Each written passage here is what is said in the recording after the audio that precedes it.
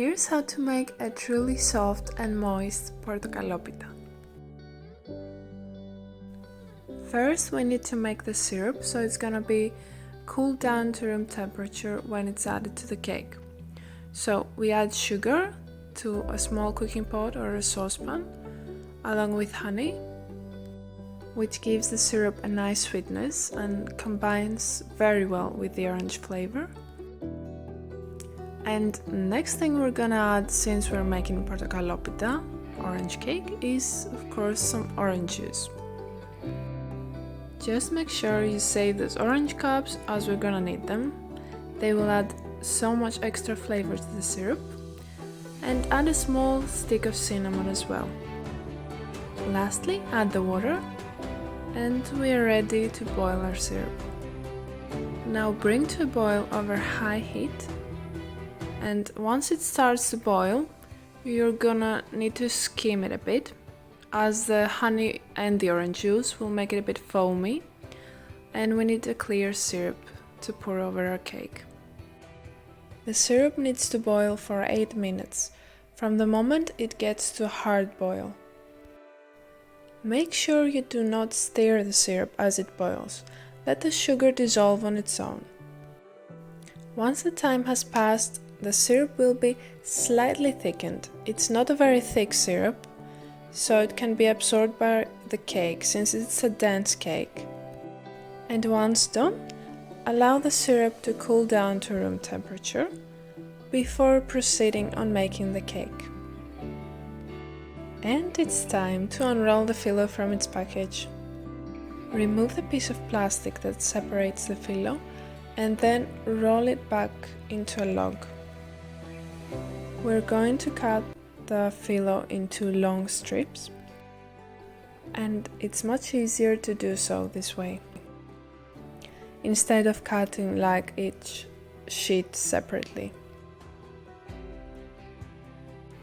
Each strip should be about 3 to 4 centimeters thick. Make sure you cut them really well all the way through.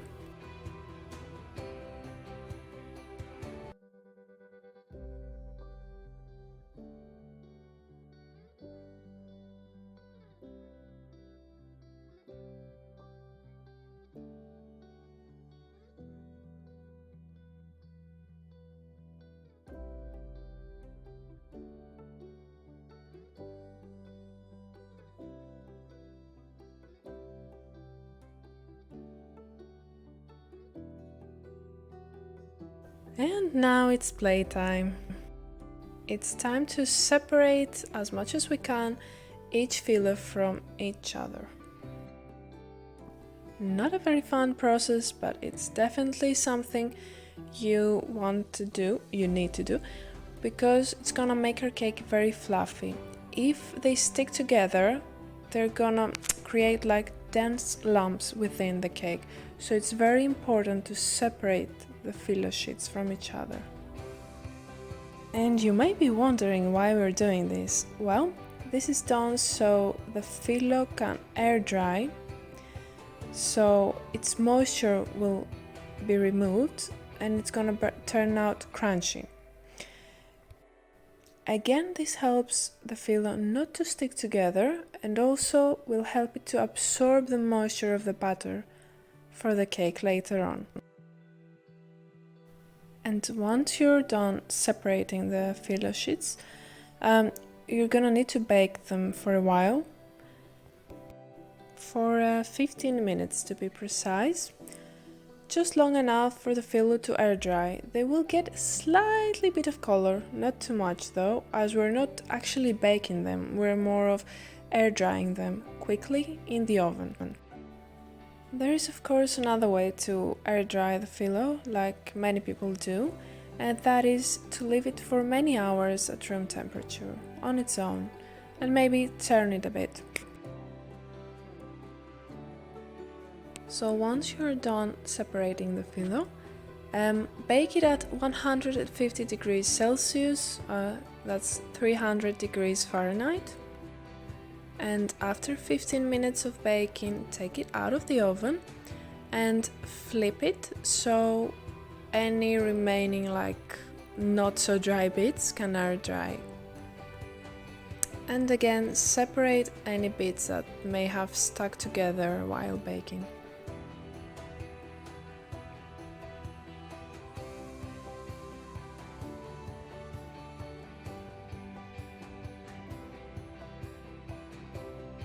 And now that we are done with the filo, it's time to set it aside and proceed on making the cake batter.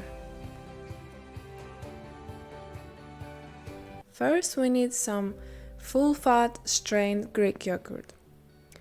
To this we're gonna add the orange juice. That's why we need strained Greek yogurt, so it can absorb the orange juice, and after mixing it thoroughly, it's going to get to the consistency of plain yogurt. This helps to have a creamy and fluffy cake batter later on. After we mix the eggs and it's time to add the yogurt and orange juice, instead of adding them separately, like adding the orange juice on its own, which would turn our batter a bit runny, this way we add it combined with the yogurt, so it keeps the mixture really fluffy and creamy, as you will see in a bit. And it's time to break the eggs. We need 5 medium-sized eggs. I'm breaking them straight into the bowl, but if you do not feel confident with it, you can break each one separately and then add to the bowl. And that's probably the right way to do it, as you don't get to go fishing for eggshells, or you can check each egg separately. I mean, sometimes an egg might be bad and you can tell from the smell. So if you break them one by one before you add them to the main bowl, it's a better way to do it. Now you can beat the eggs with a whisk, or you could use an electric mixer to do it, though that's really not necessary. We don't need the eggs to get like really foamy. And now start to add the sugar gradually while whisking the eggs, and beat the eggs a little bit more, just until the sugar dissolves mostly. And the next ingredient we're gonna add is our creamy Greek yogurt with the orange juice mixture.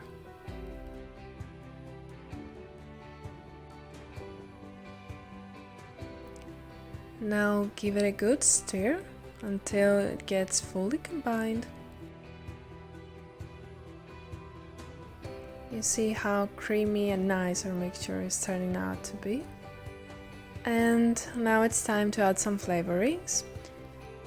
I'm adding vanilla sugar instead of vanilla extract because it has a less strong vanilla flavor and we don't want something too overwhelming for the cake.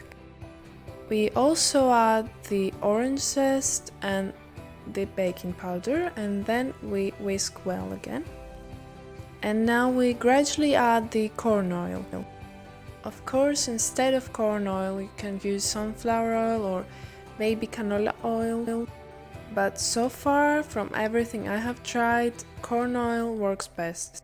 I'm talking about flavor here. I mean, the texture is going to be the same, as the consistency of all these vegetable oils is the same. But somehow corn oil adds that little bit of something that I can't really explain, and that's why I'm moving on. It's important, of course, to add the oil gradually while you whisk, so it has time to absorb it and keep the mixture creamy. And now it's time to add the crunchy filo into our batter. Just take a few handfuls and break them a bit into smaller pieces.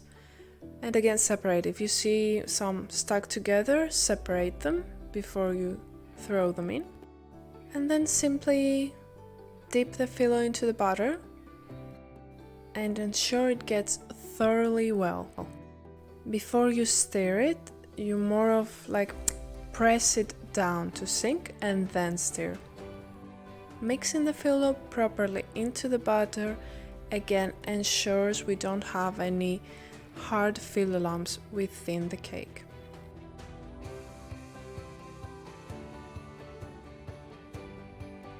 We also add the filo in batches and not all together right into the batter, so it has the time to absorb thoroughly here and there all the moisture without turning into like a big mass of something.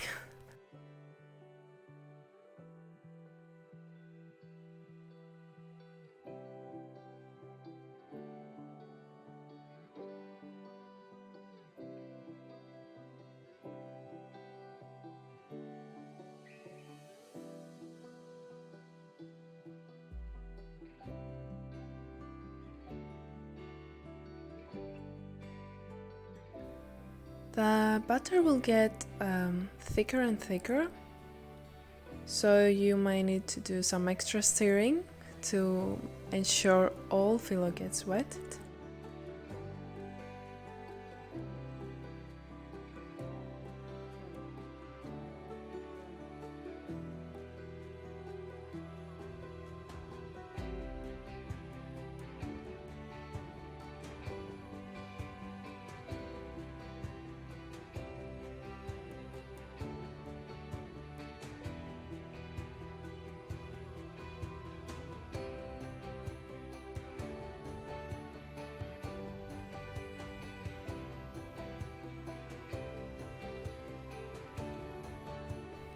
And finally you're gonna have a thick cake batter. Grease a pan with cooking spray or some vegetable oil. Dimensions will be given on description below. And now spread the butter evenly with the pastry spoon.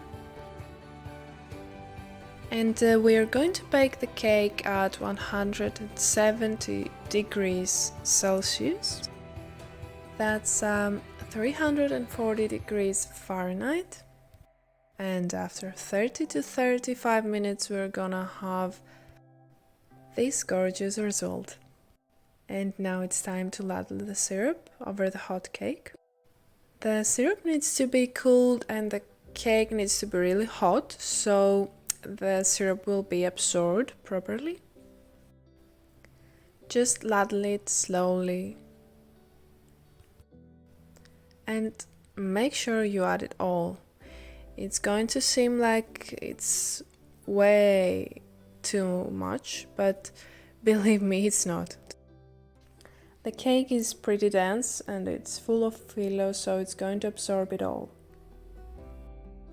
And to help it a bit to do this, I just cut the cake all the way through and divide it into pieces.